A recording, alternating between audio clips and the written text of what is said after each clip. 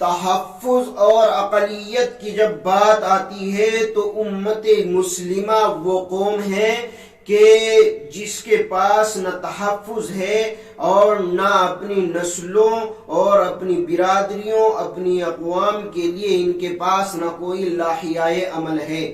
اگر ان کی زندگی کا غور سے مطالعہ کیا جائے تو ان کی زندگی کا اکثر حصہ ہوٹلوں، پارکوں، کلبوں کی زینت بنا ہوا ہے اور زیادہ سے زیادہ وقت کلبوں، آفسوں کے اندر، پارکوں کے اندر اور ہوٹلوں کے اندر یہ قوم گزارنے میں لگی ہوئی ہے۔ وقت کی قدر انہیں کیا معلوم؟ ان کے اکابرین سے معلوم کرنا جو اس قوم کے لیے، مسلمانوں کے لیے اپنے تن من دھن کی بازی لگا کر کے انہوں نے ملک کو آزادی عطا کی تھی اور ملک کو آزادی دلانے میں انہوں نے اپنا دنیا کا تمام مال و دولت اللہ تبارک و تعالی کی رضا کے لیے اپنے ملک پہ نچھاور کر دیا تھا۔ آج 26 جنوری کا ایک خاص موقع، میں صرف یہ بات کہنا چاہ رہا ہوں کہ جس ملک کو اور جس آئین کو، جس ملک میں ہم رہتے ہیں اس ملک سے انتہائی محبت اور انتہائی عقیدت، اس قانون کی پاسداری ہماری ذمہ داری ہے۔ اگر اس قانون کی پاسداری نہ ہوئی اور ملک سے اتنی محبت نہ ہوئی کہ اگر کوئی دشمن ملک کی طرف آنکھ اٹھا کے دیکھتا ہے تو اس کو فوراً ختم کرنے کا جذبہ اگر دل میں پیدا نہ ہوا تو پھر تم ہندوستانی ہونے کا حق ادا نہیں کر سکتے۔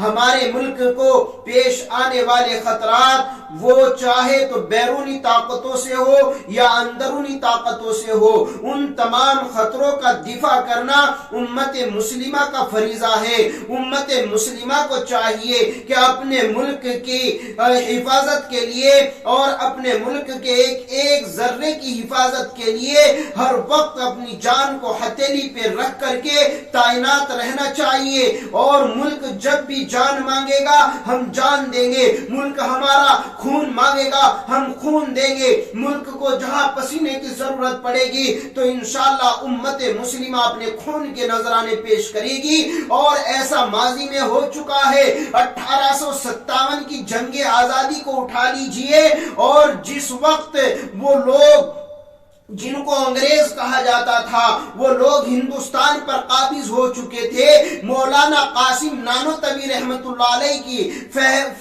فراست، مولانا قاسم نانوتوی رحمت اللہ علیہ کی دینی فراست سمجھ چکی تھی کہ یہ لوگ ہندوستان پر قبضہ کرنا چاہتے ہیں، انگریز اپنا تسلط ہندوستان پہ جمانا چاہتا ہے اور چاہتا ہے کہ اس سونے کی چڑیا کو کنگال بنا دیا جائے، سونے کی چڑیا کو لوٹ لیا جائے۔ تو مولانا قاسم نانوتوی رحمت اللہ علیہ نے دارالعلوم دیوبند کی بنیاد ڈالی، اور دارالعلوم دیوبند کی بنیاد جب رکھی گئی تو حاجی امداد اللہ مہاجر مکی رحمت اللہ علیہ نے اس وقت ایک جملہ بیان فرمایا۔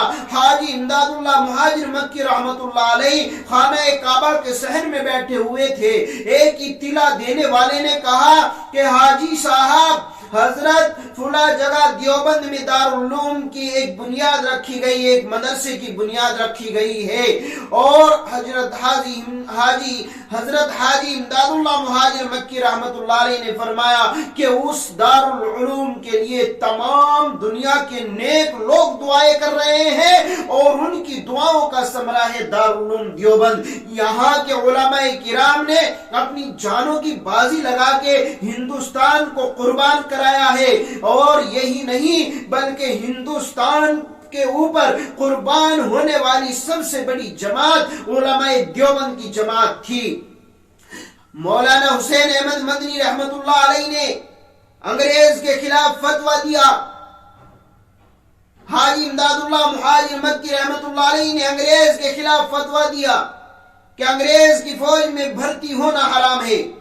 مولانا حسین احمد مدنی رحمت اللہ علیہ کو جب کورٹ میں لایا گیا تو انگریز جج نے کہا کہ مولانا حسین، کیا تم جانتے ہو کہ اس کورٹ کا، عدالت کا فیصلہ کیا ہوگا؟ مولانا حسین احمد مدنی رحمت اللہ علیہ نے فرمایا کہ میں اچھی طرح جانتا ہوں اس عدالت کا فیصلہ کیا ہوگا، اسی لیے دیوبند سے کفن سر پہ باندھ کے نکلا ہوں۔ یہ علماء دیوبند کی جماعت تھی۔ ایک مدرسے کے اندر، دہلی میں ایک مدرسے کے اندر انگریز جاتا ہے اور جا کے قرآن بچوں کے آگے سے بوری میں بھرنا شروع کر دیتا ہے، اٹھا اٹھا کر۔ استاذ کہتے ہیں کہ انگریز قرآن کو جلا دو گے، لیکن ان بچوں کے دلوں میں جو قرآن گھس چکا ہے، پیوست ہو چکا ہے، اس کا کیا کرو گے؟ انگریز نے کہا واللہ، او مائی گاڈ، یہ چھوٹے چھوٹے بچے اتنا موٹا کتاب یاد کر لیتا ہے۔ میرے بھائیوں، استاذ نے ایک بچے کو بلایا اور بلا کے کہا کہ پڑھ کے سناؤ۔ اس بچے نے قرآن کریم پڑھنا شروع کیا، اپنے سبق تک پڑھا اور جا کے بیٹھ گیا۔ دوسرا بچہ کھڑا ہوا، اس سے آگے پڑھنا شروع کیا اور پورا قرآن انگریز کو سنا دیا۔ انگریز نے یہ واقعہ جا کے اپنی عدلیہ میں رکھا اور اپنے آقاؤں کو بتلایا۔ وہاں سے فیصلہ صادر ہوا کہ جاؤ ہندوستان سے علماء کی جماعت کو ختم کر دو۔ جب تک ہندوستان میں علماء کی جماعت ہے، ہندوستان پر قبضہ کرنا ناممکن ہے۔ تو میرے بھائیوں اور ملت اسلامیہ کے جیالو، گلستان ہند کے اندلیبو، پڑھو اپنے اکابرین اور علماء دیوبند کی تاریخ کو۔ جب یہ فیصلہ صادر ہو گیا تو اس کے بعد انگریز نے ہندوستان میں علماء کا جینا حرام کر دیا۔ دہلی کے اندر مسٹر ٹامسن، ایک عیسائی مورخ ہے، وہ لکھتا ہے میرے خیمے کے پیچھے دہلی میں ایک دن میں 40 مولویوں کو، 80 مولویوں کو پھانسی کے پھندے پر لٹکایا گیا۔ مسٹر ٹامسن کہتا ہے کہ دہلی کی جامع مسجد سے لے کر پشاور تک کوئی درخت ایسا نہیں تھا جس پر مولوی کا سر نہ لٹکتا ہو۔ جلیانوالہ باغ کی تاریخ اٹھا کر پڑھو، جہاں ہندوستانیوں کا قتل عام کر دیا تھا انگریز نے۔ یہاں تک کہ ایک عورت اپنے بچے کو بیٹھی ہوئی دودھ پلا رہی تھی، اس کو بھی نہیں بخشا گیا۔ یہ تاریخ ہے ہمارے ماضی کی، اس کو بھلا کر کے آج تم کس راستے پہ نکل رہے ہو، کس راستے پہ چل رہے ہو؟ یہ وہ بہادر قوم تھی جس نے انگریز کو 7 سمندر پار بھاگنے پر مجبور کر دیا۔ اور آج کے نوجوان کو دیکھیے، عیاشی، نشہ خوری اور شراب کی لت نے اس نوجوان کو، ہندوستان کے نوجوان کو کھوکھلا بنا کے رکھ دیا ہے۔ ہندوستانی بہادر ہوا کرتے تھے، نڈر ہوا کرتے تھے ہندوستانی لوگ، لیکن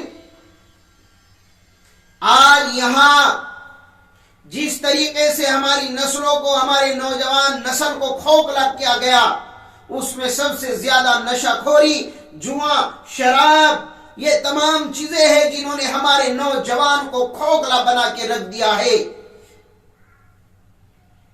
اور جس قوم کے قصیدے، قصے اور کہانیاں کتابوں میں لکھے جاتے تھے، تاریخ میں جن کے واقعات اور جن کی تاریخ سنہرے پانی سے لکھنے کے قابل تھی، آب زر سے لکھنے کے قابل تھی، وہ قوم ذلت و پسماندگی کی آخری حد کو جا پہنچی ہے۔ مولانا عبید اللہ سندھی رحمت اللہ علیہ، حاجی امداد اللہ مہاجر مکی رحمت اللہ علیہ، ساحر لدھیانوی، یہ وہ لوگ تھے جو تمہارے اکابرین تھے، جنہوں نے ہندوستان کے ایک ایک ذرے کی حفاظت کے لیے اپنے آنے کو، اپنے آنے دانے کو اور اپنے تن مندر کو داؤں پر لگا کر کے ہندوستان کو آزاد کرایا تھا۔ کیوں فراموش کر بیٹھے ہو تم اپنے اکابرین کی تاریخ کو؟ آج 26 جنوری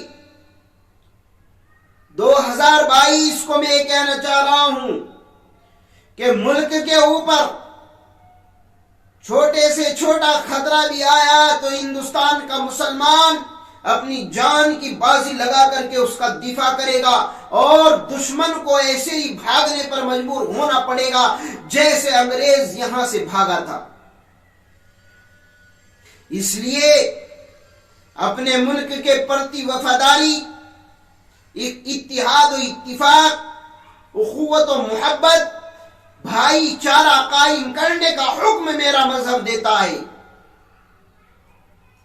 ہم اس مذہب کے ماننے والے ہیں جو مذہب تعلیم دے رہا ہے کہ جس ملک میں رہتے ہو، کھاتے ہو، پیتے ہو، چلتے پھرتے ہو، اس ملک کے ایک ایک ذرے کی، اس کے قانون کی، اس کے آئین کی حفاظت کرنا تمہاری ذمہ داری ہے۔ اس لیے ہم دعا کرتے ہیں، اے اللہ رہتی دنیا تک کے لیے ہمارے ملک کے جھنڈے کو بلندی عطا فرما اور ہمارا ملک دن بدن ترقی کرے۔ اے اللہ ہمارے ملک کو دن دونی رات چوگنی ترقی عطا فرما۔ وآخر دعوانا الحمدللہ رب العالمین۔